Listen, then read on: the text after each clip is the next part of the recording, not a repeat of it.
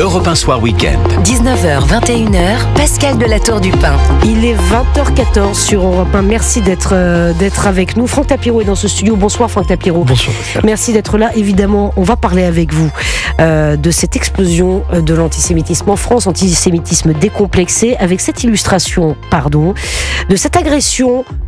Non mais c'est quand même incroyable, 2 fois en 7 jours d'un rabbin qui est avec nous en direct. Bonsoir monsieur le rabbin, Élie Lemel, merci d'être avec nous en direct. Bonsoir monsieur le rabbin.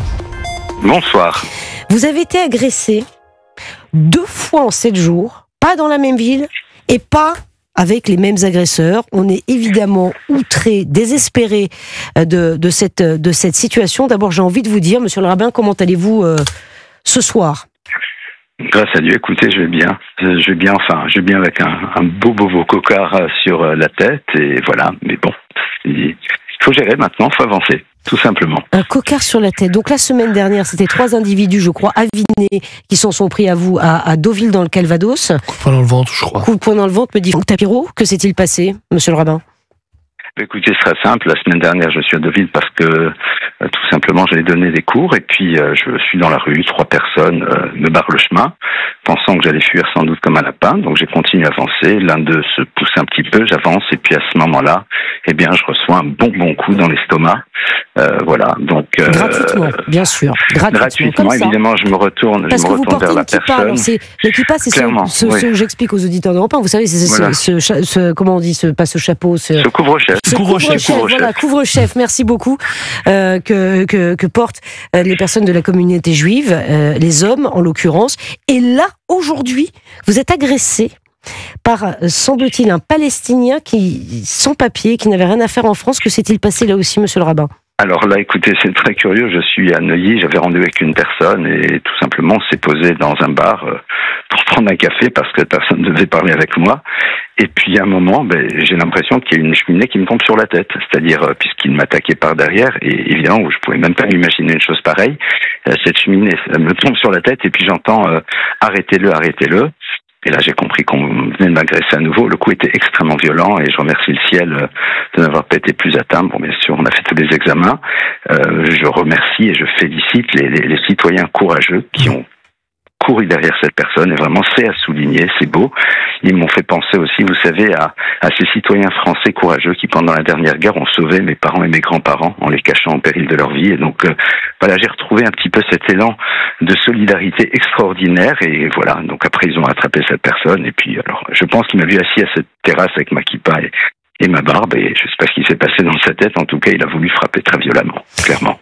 Élie Lemel, c'est très fort ce que vous racontez, monsieur le rabbin. Vous dites que ça vous rappelle effectivement des souvenirs ô combien douloureux. Pardon, j'ai une question toute bête, mais je pense que les auditeurs se la posent. Est-ce que vous avez peur ? Non, mais évidemment, là, il y a quelque chose qui est en train de se passer. Vous savez, aujourd'hui, j'ai l'impression que les mots MOTS sont en train de générer beaucoup de mots MAUX. Et que même si on n'est pas du tout d'accord avec les gens, on est censé quand même les respecter. Et je pense que là, il y a vraiment un problème qui est en train de se poser de fond. Je pense qu'il y a un problème de fond au niveau sociétal. Et évidemment, on a une réflexion en profondeur à avoir, mais évidemment, là, il faut qu'il y ait une vraie vigilance parce que je pense qu'il y a des limites qui sont en train d'être franchies. Et c'est un vrai délit au faciès qui s'est passé. Et il n'y a pas de délit au faciès nulle part, quel que soit le faciès. Mais c'est peut-être ce qui est en train de se dérouler, et à mon sens, en tout cas, il y a une réflexion en profondeur à avoir sur ce que veut dire véritablement le vivre ensemble. Vous avez raison, monsieur le rabbin. J'ai une question peut-être idiote, mais est-ce que vous allez continuer à porter votre kippa dans la rue ? Évidemment.